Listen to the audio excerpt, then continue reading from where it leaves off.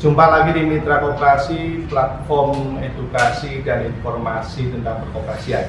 Hari ini kita akan membahas tema finansial literasi. Seperti kita ketahui, semenjak wabah corona ini hadir di Indonesia, banyak sekali kelompok masyarakat yang terimbas. Dan salah satu yang paling dirasakan adalah berkurangnya pendapatan dan meningkatnya biaya-biaya yang biasanya hanya untuk menutupi kebutuhan pokok. Sekarang mereka harus mengalokasikan untuk kebutuhan baik itu vitamin, masker, dan kelengkapan lain. Di satu sisi hal itu mewajibkan masyarakat sebenarnya supaya mereka memiliki pengetahuan lebih tentang pengelolaan keuangan, sehingga aset mereka yang terbatas bisa dimaksimalkan untuk menutup kebutuhan dan meningkatkan kesejahteraan. Jadi demikian pentingnya finansial literasi, sehingga hari ini kami menghadirkan seorang narasumber, Mas Robertus Panca Aditya, betul ya? Atau biasanya dipanggil Mas Adit. Beliau ini adalah General Manager di KSP Kopun.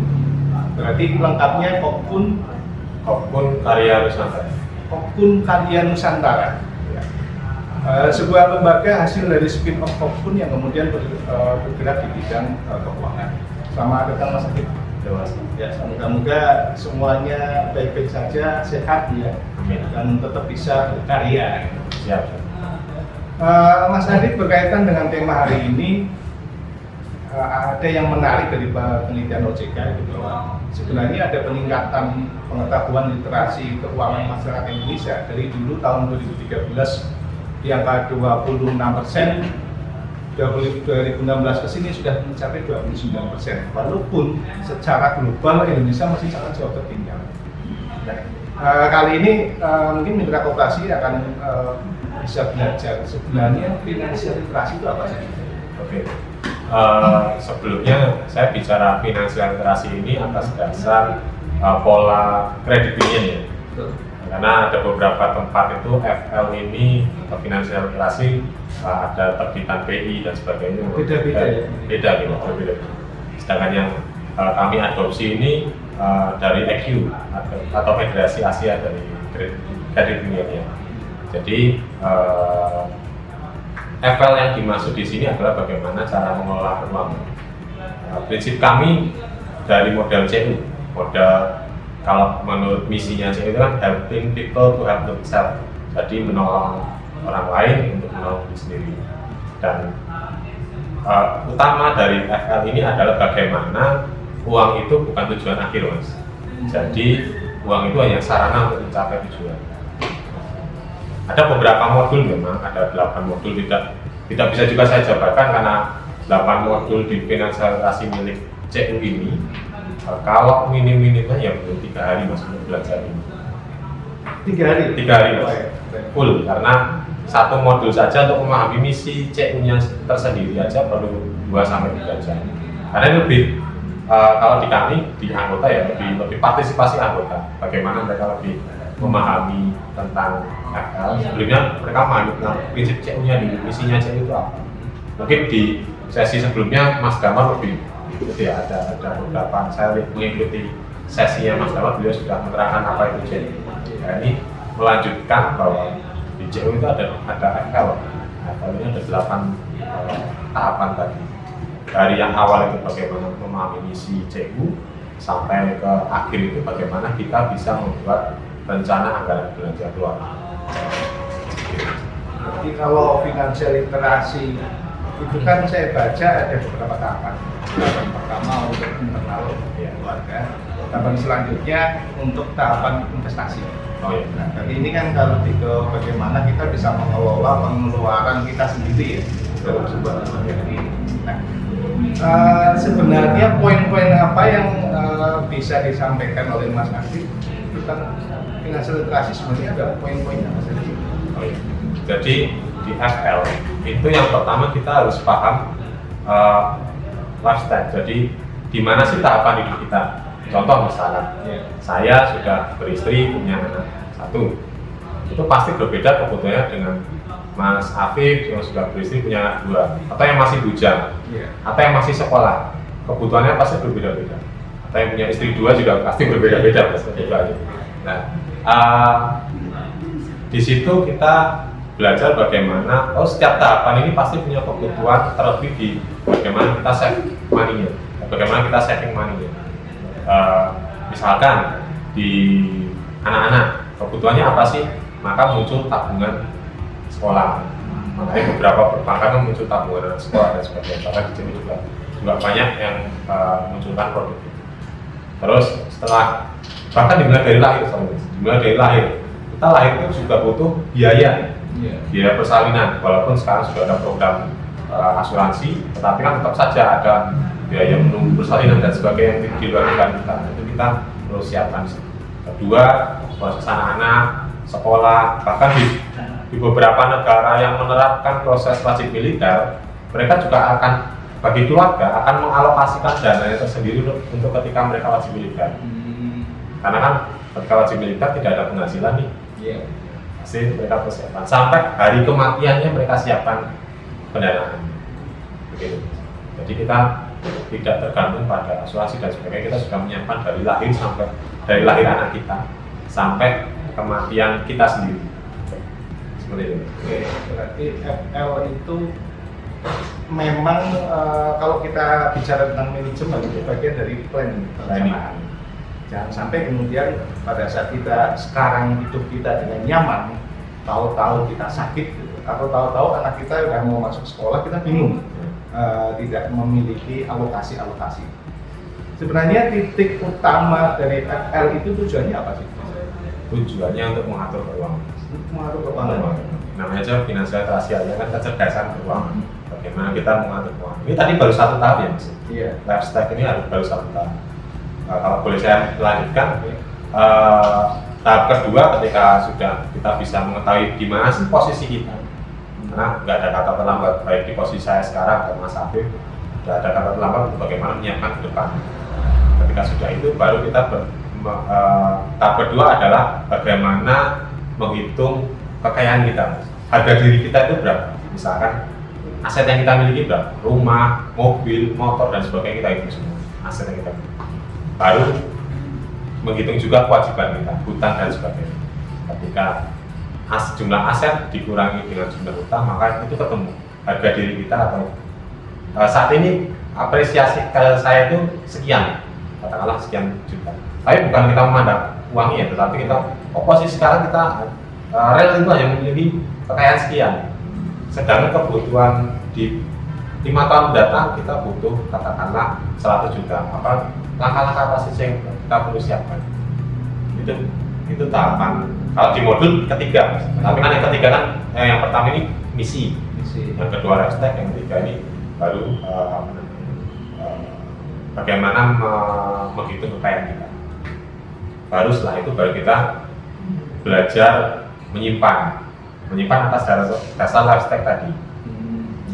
Belajar menyimpannya juga ada tahap-tahapannya. Ketika kita butuh tabungan untuk anak sekolah, kita perlu mengurangi apa? Misalnya katakanlah kita ada yang merokok misalnya.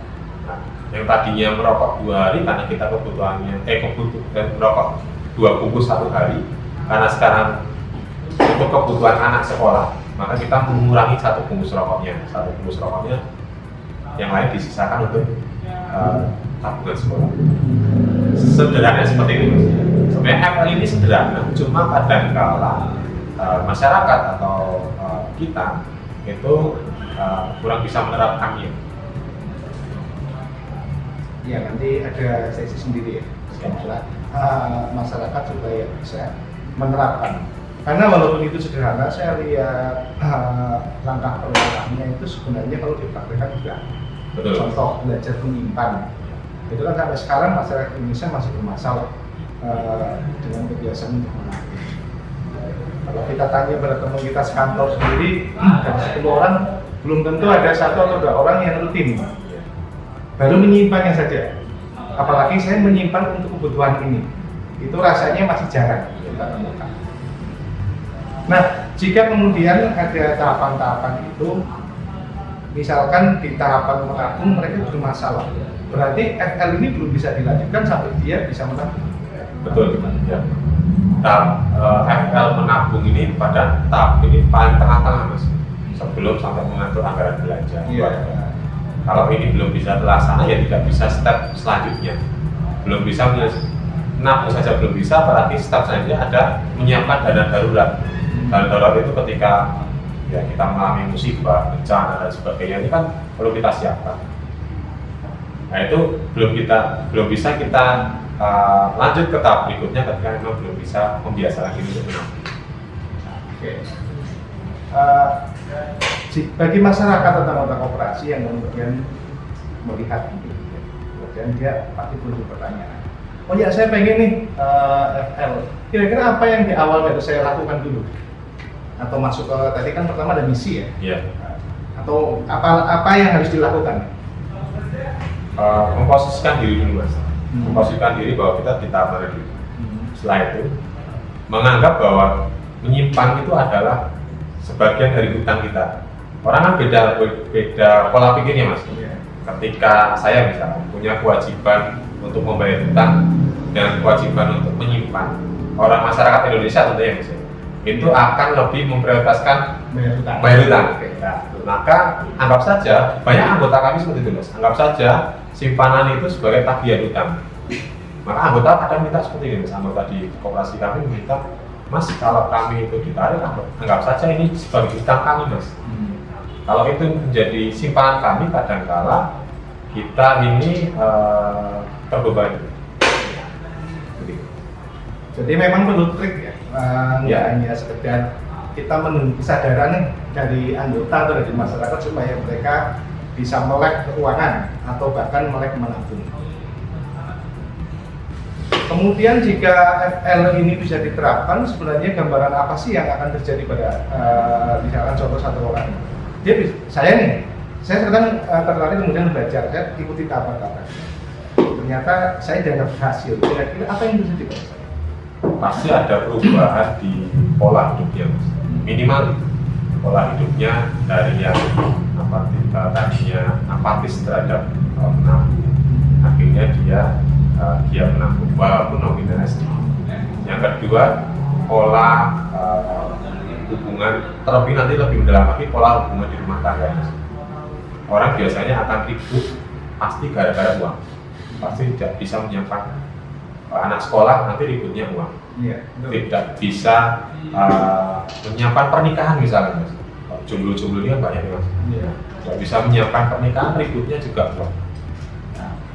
Belum lagi nanti kematian, orang tua meninggal, keluarga kadang-kadang juga ributnya uang. Siapa yang akan menanggung proses itu? Kalau ada di Jawa itu ada budayanya 40 hari dan sebagainya, itu kan butuh biaya. Siapa yang akan menanggung kadang juga ributnya. Minimal itu bisa menyiapkan sudah tersiapkan semuanya. Jadi kesiapan ini memang sangat penting ya mas Ardia. Apalagi hidup kita tidak pernah tahu sampai kapan. Di satu sisi kita juga mempunyai tanggungan yang tidak boleh diabaikan. Ada istri, ada anak, mungkin juga ada saudara yang harus kita tanggung kebutuhannya. Nah, untuk orang-orang yang memang sulit sekali untuk bisa paksa itu udah niat nih, itu nggak bisa, itu biasanya kenapa? Ya, niat pasti ada ya. Iya, niatnya udah masuk nih. Niat sudah masuk, tapi justru tindakannya yang belum. Setidaknya itu tadi mas, menaruh mindset kita saja bahwa simpanan ini sebagai hutang kita. Mau 10.000 setiap hari ya, walaupun misalnya di jalanan biasa, nanti baru ditaruh di lokasi atau di tempat. 10.000 setiap hari ya kita jadi komitmen. Ada teman saya mas, ini cerita real COVID. Ketika zaman saya mahasiswa, saya sudah aktif di CU. Saya pahami tentang FL, dan saya memberikan pemahaman tentang FL. Sampai hari ini sudah menikah, mereka berdua pasti menyisihkan 20.000 sehari.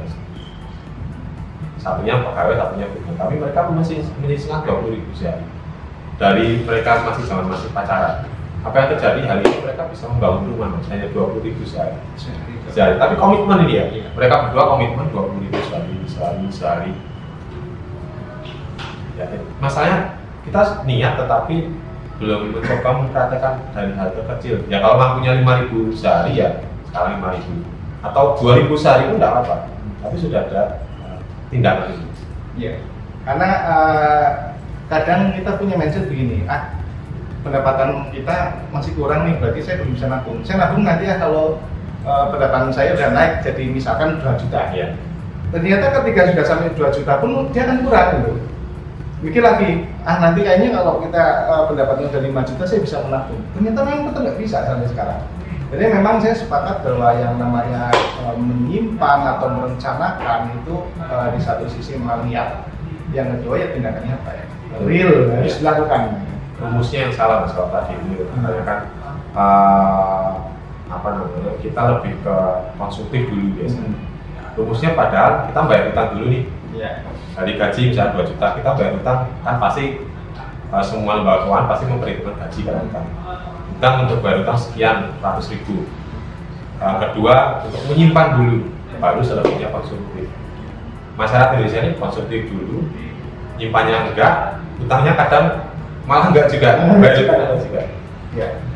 Jadi memang tidak akan pernah selesai ya kalau kita menurut konsumtif. Dan saya juga sangat sepakat bahwa FL ini atau financial literasi ini memang harus menjadi salah satu pengetahuan dasar di masyarakat. Apalagi dengan kondisi kita seperti ini, kita harus betul-betul cerdas. Meningkatkan pendapatan belum tentu ya, kalau saat ini memang masih sulit. Ya paling tidak kita bisa cerdas memperhitungkan mana yang menjadi kebutuhan pokok kita, mana yang menjadi keinginan.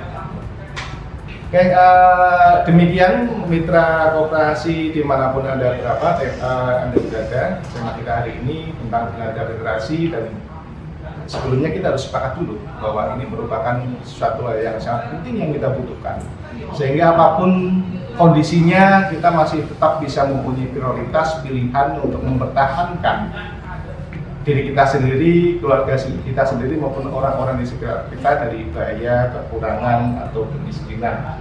Mudah-mudahan ini menjadi pemicu bagi mitra koperasi dimanapun Anda berada untuk mulai belajar, karena tidak ada istilah terlambat untuk belajar finansial literasi. Terima kasih Mas Adit.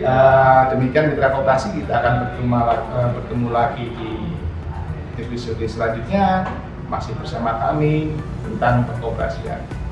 Salam koperasi.